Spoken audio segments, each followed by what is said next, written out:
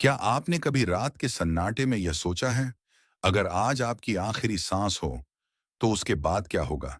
क्या सब कुछ अंधेरा हो जाएगा? क्या हमारी चेतना हमेशा के लिए समाप्त हो जाएगी? या फिर, जिसे हम मृत्यु कहते हैं, वह किसी नई यात्रा का पहला कदम है?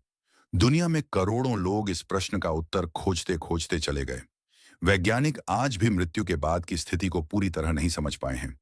लेकिन हजारों वर्ष पहले कुरुक्षेत्र की रणभूमि में भगवान श्री कृष्ण ने अर्जुन को मृत्यु और आत्मा का ऐसा रहस्य बताया, जिसे आज हम भगवत गीता के नाम से जानते हैं। अगर आपने इस रहस्य को समझ लिया, तो शायद मृत्यु का डर पहले जैसा कभी नहीं रहेगा। इसलिए इस वीडियो को अंत तक जरूर देखिए, क्योंकि अंत में मैं आपको गीता की वह शिक्षा बताऊंगा, जिसे सुनकर अर्जुन का भय समाप्त हो गया था। चारों ओर शंख बज चुके थे। घोड़ों की टापों से धरती कांप रही थी।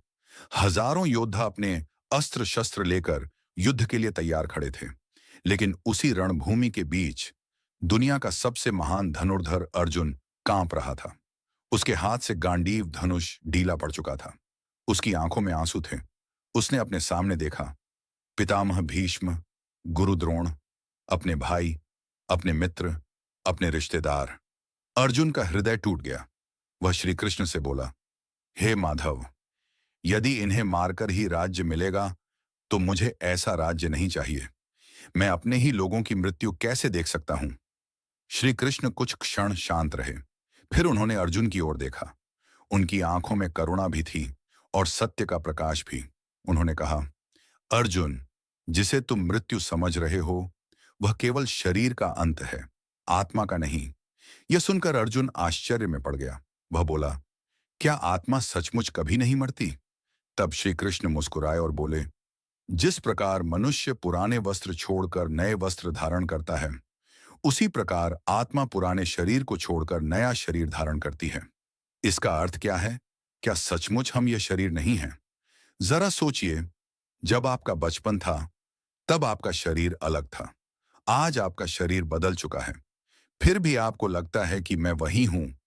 यदि शरीर पूरी तरह बदल गया, तो वह मैं कौन है जो हमेशा एक जैसा महसूस होता है?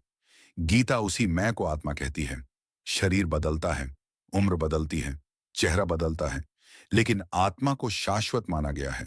इसीलिए श्री कृष्ण कहते हैं, आत्मा को न कोई शस्त्र काट सकता है, न अग्नि जला सकती है, न जल भिगो सकता है, और न वायु सुखा सकती है।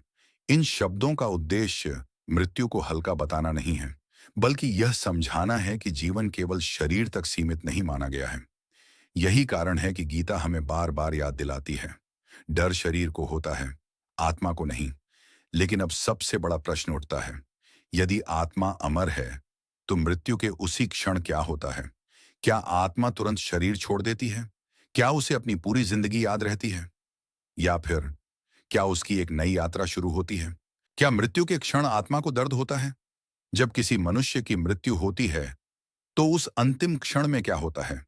कुरुक्षेत्र की रणभूमि में अर्जुन ने भी लगभग यही प्रश्न श्री कृष्ण से पूछा। अर्जुन ने कहा, हे केशव, यदि आत्मा कभी नहीं मरती, तो मृत्यु के समय मनुष्य वास्तव में क्या खोता है? और उस क्षण आत्मा के साथ क्या होता है? श्री कृष्ण ने शांत स्वर में उत्तर दिया, अर्जुन, जिसे संसार मृत्यु कहता है, वह केवल शरीर और आत्मा का अलग होना है।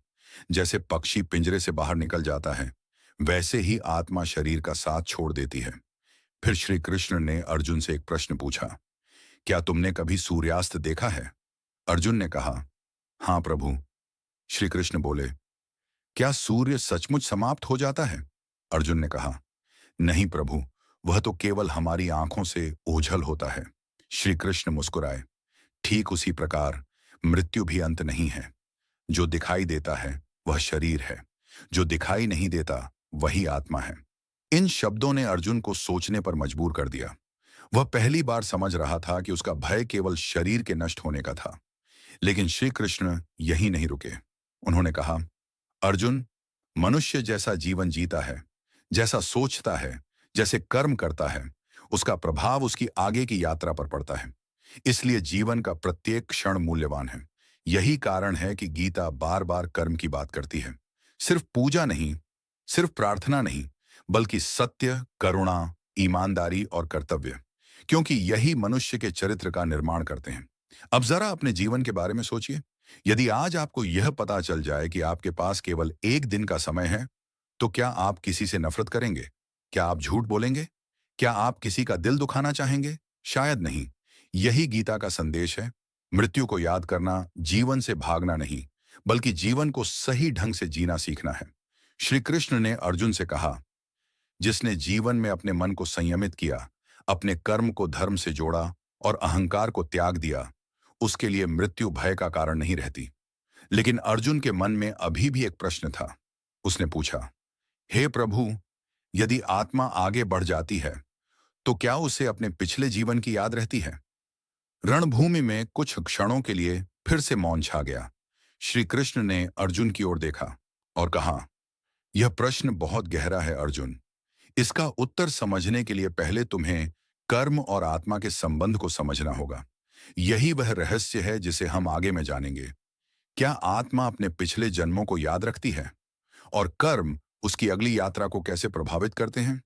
अगर आपको यह ज्ञानवर्धक श्रृंखला पसंद आ रही है, तो वीडियो को लाइक करें, अपने प्रियजनों के साथ शेयर करें और ऐसे ही गीता के गहरे रहस्यों को सरल भाषा में जानने के लिए हमारे चैनल डिवाइन लेसन्स को सब्सक्राइब करना न भूलें। श्री कृष्ण कुछ क्षण मौन रहे, फिर मुस्कुराकर बोले, अर्जुन, इस प्रश्न का उत्तर समझने के लिए पहले तुम्हें स्मृति और आत्मा का अंतर समझना होगा। अर्जुन ध्यान से सुनने लगा। श्री कृष्ण बोले, जिस प्रकार कोई मनुष्य एक घर छोड़कर दूसरे घर में चला जाता है, तो वह नया घर तो अपना लेता है, लेकिन पुराने घर की हर छोटी बड़ी बात हमेशा याद नहीं रहती। उसी प्रकार आत्मा अपनी यात्रा जारी रखती है, जबकि नई देह के साथ नया जीवन आरंभ होता है। अर्जुन ने पूछा, तो क्या पिछले जन्मों का कोई महत्व नहीं? श्री कृष्ण बोले, महत्व है अर्जुन, लेकिन स्मृति से भी अधिक महत्व कर्मों का है। मनुष्य अपने साथ धन नहीं ले जाता, राज्य नहीं ले जाता, शरीर भी नहीं ले जाता, लेकिन उसके कर्मों का प्रभाव उसके साथ बना रहता है। ये शब्द सुनकर अर्जुन गहरी सोच में डूब गया। श्री कृष्ण आगे बोले, कल्पना करो कि एक किसान दो बीज बोता है। एक बीज उपजाऊ मिट्टी में पड़ता है, दूसरा पत्थरों के बीच। दोनों की परिस्थितियां अलग हैं, लेकिन दोनों को बढ़ने का अवसर मिलता है। इसी प्रकार हर मनुष्य का जीवन अलग होता है। हर किसी के सामने अलग परिस्थितियां आती हैं, लेकिन हर क्षण वह नए कर्म करने के लिए स्वतंत्र है। अर्जुन ने पूछा, तो क्या हमारा भविष्य केवल पुराने कर्मों से तय होता है?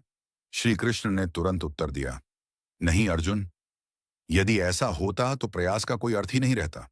अतीत का प्रभाव हो सकता है, लेकिन वर्तमान का कर्म भविष्य का मार्ग बनाता है। ये सुनकर अर्जुन के चेहरे पर पहली बार हल्की मुस्कान आई। उसे समझ आने लगा कि जीवन केवल भाग्य का खेल नहीं है। श्री कृष्ण बोले, याद रखो, हर सुबह तुम्हें एक नया अवसर मिलता है। तुम्हारे आज के निर्णय, तुम्हारा आज का व्यवहार और तुम्हारे आज के कर्म ही आने वाले कल का निर्माण करते हैं। फिर श्री कृष्ण ने आकाश की ओर देखते हुए कहा, इसलिए मृत्यु से पहले सबसे बड़ा प्रश्न यह नहीं होना चाहिए कि मैं कितना जिया, बल्कि यह होना चाहिए, मैंने जैसा जीवन जिया, क्या उससे किसी का भला हुआ?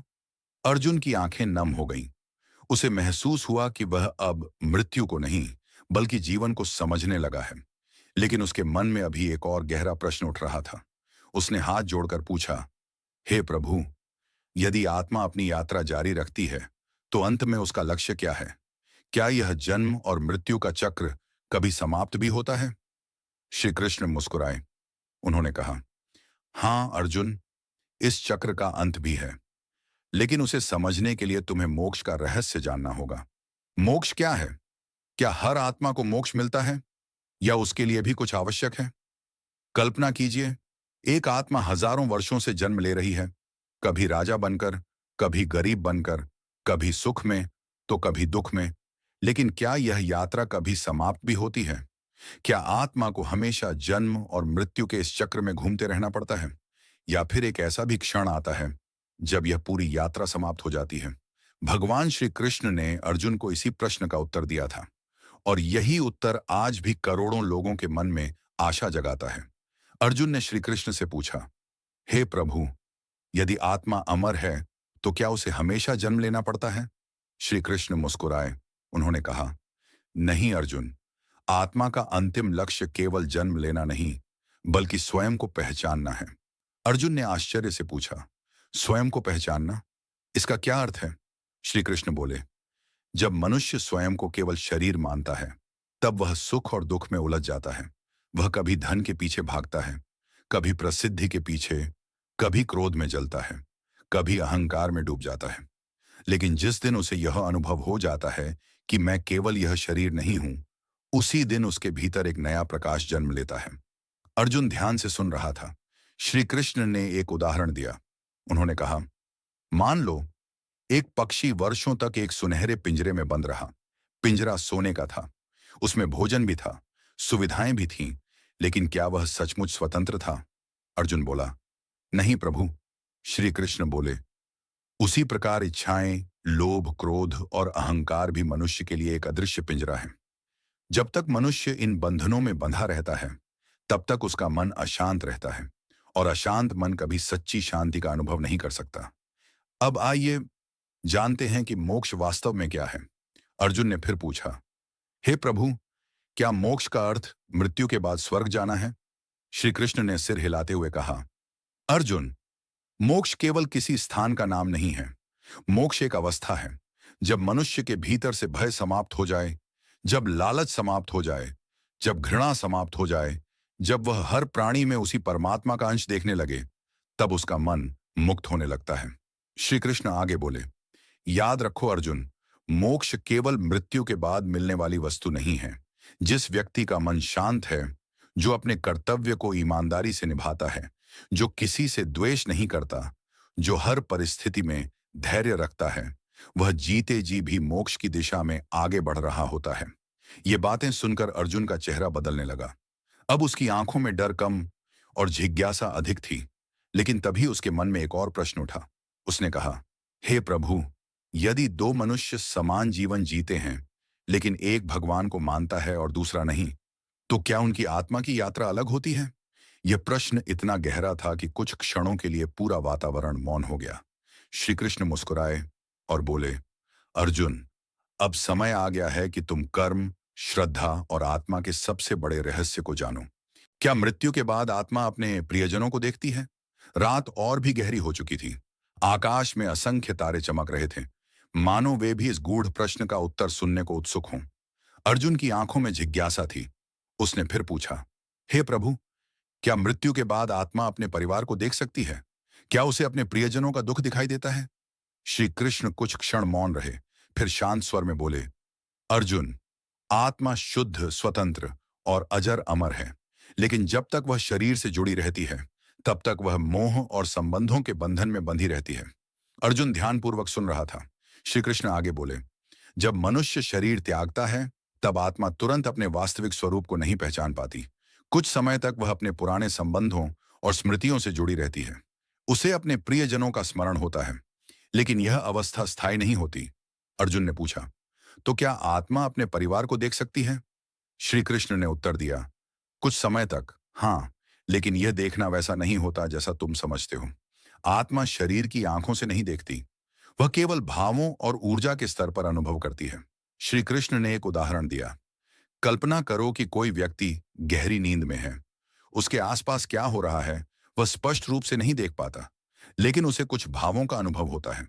ठीक उसी प्रकार मृत्यु के बाद आत्मा धीरे धीरे अपने पुराने संसार से अलग होने लगती है।